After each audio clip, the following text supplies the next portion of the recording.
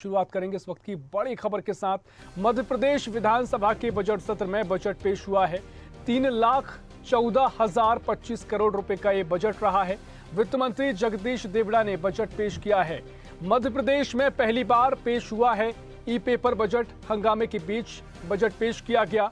मध्य प्रदेश के बजट सत्र में कई ऐलान भी किए गए हैं। 1 लाख सरकारी नौकरी का ऐलान किया गया है।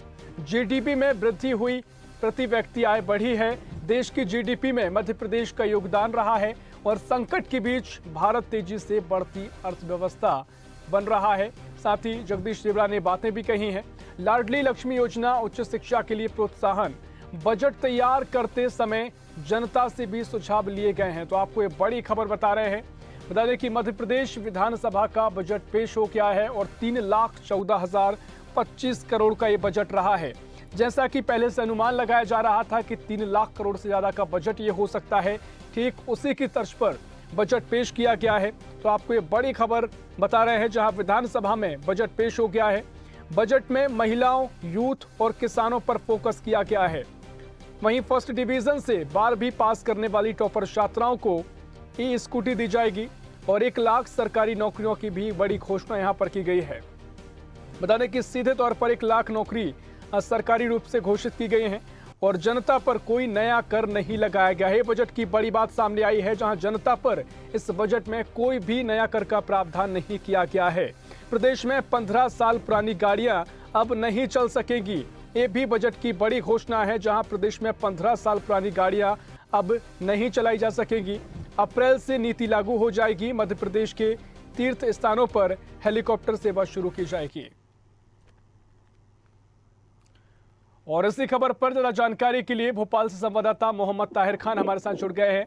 ताहिर, मध्य प्रदेश सरकार ने बजट पेश कर दिया है। 3,14,000 करोड़ का बजट है। 3 लाख करोड़ से ज्यादा का ये बजट है। साथ ही इससे पहले जो चर्चाएं की जा रही थी, जो संभावना जताई जा रही थी ऐसा बजट हो सकता है, क्या आप देख रहे हैं? क्या बजट उसी तरह है? क्या प्रतिक्रिया फिलहाल मिल पाई है? क्या कुछ बजट को लेकर पूरी जानकारी?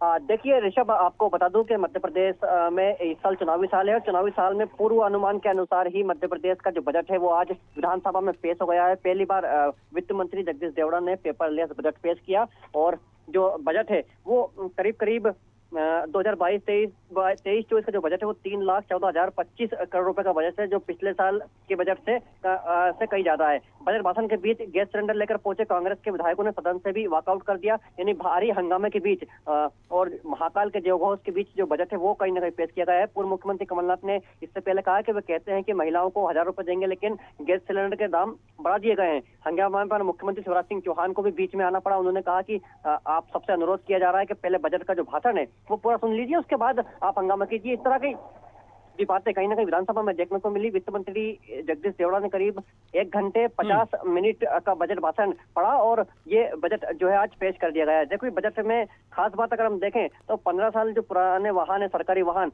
वो नहीं चलाए जाएंगे। 1,000 सरकारी वाहन सरकार हटाने जा रही है। ये सभी वाहन जो है ये 15 साल पुराने हो चुके हैं, कंडम हो चुके हैं, सरकार इनको हटाएगी। साथ ही नवीन मुख्यमंत्री बालिका स्कूटी योजना आज बिल्कुल ताहिर, तमाम तरह की घोषणा इस बजट में की गई है। और इसी खबर पर हमारे साथ बीजेपी से पूर्व विधायक अभय प्रताप सिंह जी जुड़ गए हैं। अभय जी, आपका बहुत स्वागत है। और साथ ही कांग्रेस से अमित तावरे जी हमारे साथ जुड़ गए हैं। अमित तावरे जी, आपका भी बहुत स्वागत है। अभय प्रताप जी, जिस तरीके से बजट पेश हुआ है, पहले से चर्चाएं थी और कहा जा रहा था कि 3 लाख करोड़ से ज्यादा का बजट ये होगा, ठीक उसी तरह बजट भी आया है। किस तरीके से, आपकी क्या प्रतिक्रिया इस पूरे बजट को लेकर? देखिए, ये मध्य प्रदेश के इतिहास का ऐतिहासिक बजट है, जिसमें गांव, गरीब, किसान, युवा, बहनों सभी को स्थान दिया गया है। सभी के लिए इसमें चिंता की गई है। कोई नया कर नहीं बढ़ाया गया है। इसलिए ये प्रदेश की जनता के लिए राहत देने वाला बजट है, उनके विकास का बजट है, समग्र समावेशी बजट है। सर बिल्कुल, 10 में से कितने नंबर इस बजट को आप देंगे? 10 में से 10 देंगे। चलिए, बिल्कुल ठीक है। अमित जी भी हमारे साथ जुड़े हुए हैं। अमित जी, काफी हंगामे के साथ ही बजट पेश हुआ है। लगातार आप विपक्ष के सारे नेता वहां पर मौजूद थे और जमकर हंगामा हुआ। बजट को लेकर जो अनुमान जताए गए थे, लोक लुभावन बजट कहा जा रहा था, बिल्कुल चुनावी बजट से कहा जा सकता है, लेकिन कई बड़ी घोषणाएं की गई हैं। किस तरीके से विपक्ष इस पूरे बजट को देख रहा है? देखिए, बहुत ही निराशाजनक बजट है ये, हाँ, और काफी चिंताजनक स्थिति इसलिए भी है कि ज्यादा उम्मीद इसलिए भी नहीं थी कि लगातार कर्ज लेकर जो सरकार चल रही हो, हाँ, और कर्ज के पैसे से उत्सव मनाने वाले लोगों की विचारधारा क्या हो सकती है, ये हमने देखा है। लगातार शिवराज जी के नेतृत्व में ये सरकार कर्ज पे कर्ज लेती जा रही है, और पिछले 4 साल में हम देखें तो 60,000 जॉब घटे हैं। स्कूलों में 3,90,000 बच्चे कम हुए हैं। ये स्थिति हमारी है। मनरेगा से दलित वर्ग दूर हुआ है, गेहूं की खरीदी घट गई है, स्कूलों में बच्चे घट गए हैं। तो ये एक चुनावी बजट जो कि शिवराज जी की आदत है, और उसके अलावा कुछ नहीं है। जनता को किसी भी स्थिति में सीधा फायदा नहीं पहुंचने वाला है, और हमेशा की तरह इस बार भी जनता एक जो उम्मीद लगा के बैठी थी कि शिवराज जी को जो 4 बार मुख्यमंत्री बनाया है, तो वो जनता को डिलीवर करने में नाकाम साबित हुए हैं। देखिए बिल्कुल अमित जी, लेकिन जिस तरीके से आपने सीधा फायदे की बात की, तो 1 लाख भर्ती तो यहाँ सरकारी तौर पर दी जाएंगी। साथ ही जो कहें कि छात्राएं हैं उनको अगर फर्स्ट डिवीजन से 12वीं में पास होती हैं, ई स्कूटी की योजना और तमाम तरह की और भी घोषणा, तो ऐसे में अगर बजट को लेकर आप कहें तो घोषणाओं से ज्यादा इसको जनता को इसका हित भी मिलता दिखाई दे रहा है। देखिए, सिर्फ घोषणाओं के अलावा कुछ नहीं है। इसके लिए आप तो सबसे अच्छा एक काम करिए, ना मेरी बात मानिए, ना भारतीय जनता पार्टी के नेताओं की बात मानिए, ना किसी की बात मानिए। आप तो जो भारतीय जनता पार्टी की सरकार जब से बनी है, शिवराज जी जब से मुख्यमंत्री बने हैं, या उमा जी बनी हो, गौर साहब बने हो, इनका हर साल का जो बजट है उसकी कॉपी निकालिए, और मैं आपके साथ चर्चा करने, बहस करने तैयार हूँ कि कितनी घोषणाएं पूरी हुई और कितनी नहीं हुई। आप समझिए, ये 1 लाख जॉब की बात ये कर रहे हैं, कुछ महीनों बाद मध्य प्रदेश में आचार संहिता लगने वाली है। इतने लंबे समय तक आपको मुख्यमंत्री जनता ने बनाया है, आपने क्या करा उनके लिए? शिवराज जी जब आप पहली बार मुख्यमंत्री बने थे, जब बच्चा पैदा हुआ होगा, आज वो उस स्थिति में है कि उसको घोषणा नहीं चाहिए, उसको नौकरी चाहिए। आज वो बच्चा ये पूछता है कि मामा ये बताओ कि आपने हमसे वोट तो ले लिया, मेरे माता पिता ने अपनी पूरे जीवन भर की कमाई मुझे पढ़ाने लिखाने में लगा दी, और आज जब मैं यूनिवर्सिटी से डिग्री लेकर निकला हूँ तो मामा मेरे मध्य प्रदेश में तो कोई रोजगार ही नहीं है। मुझे भोपाल में रोजगार नहीं है, इंदौर में नहीं है, ग्वालियर में नहीं है, कहीं नहीं है। आज भी मुझे माता पिता की आंखों में आंसू देते हुए दिल्ली, मुंबई, बेंगलोर, हैदराबाद की ओर क्यों जाना पड़ रहा है? इस बात का जवाब शिवराज जी से जनता मांग रही है। बिल्कुल ठीक है। घोषणाओं का आप जिक्र कर रहे हैं, अभय जी हमारे साथ जुड़े हुए हैं। अभय जी, विपक्ष से घोषणाएं बता रहा है, घोषणाओं का पुलिंदा ऐसे कहा जा रहा है, लेकिन जो भी अगर बजट में कुछ अच्छा हुआ है तो आप बताइए क्या अच्छा है, और साथ ही इनका जवाब भी दीजिए अमित जी के सवाल का। देखिए, अमित जी के समय आर्थिक वृद्धि दर 4.43% हुआ करती थी जो 2001-2002 में, जो आज आर्थिक वृद्धि दर 2022-23 में 16.43 है, 12% ज्यादा है। इनके जीडीपी इनके समय 71,594 करोड़ की हुआ करती थी, आज 13,22,821 करोड़ की जीडीपी घरेलू उत्पाद है।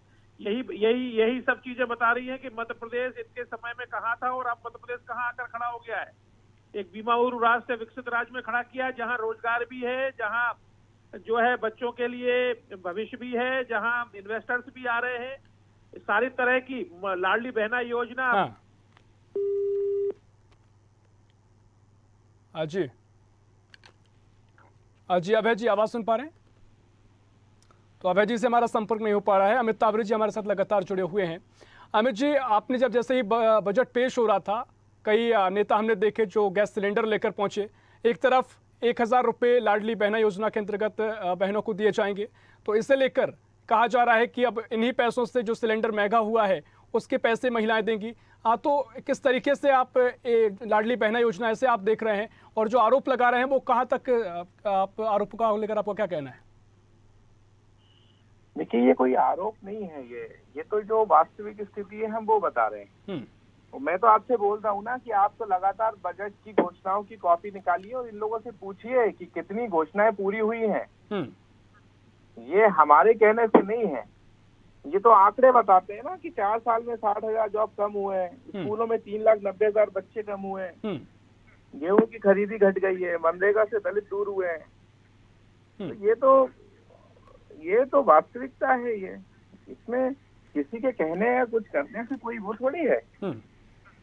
ये मेरी रिपोर्ट नहीं है, ये तो आप देखेंगे तो आज जो भारत का सबसे बड़ा अखबार है उसकी फ्रंट की खबर है ये। हाँ, चलिए बिल्कुल। अभय जी हमारे साथ फिर जुड़ गए हैं।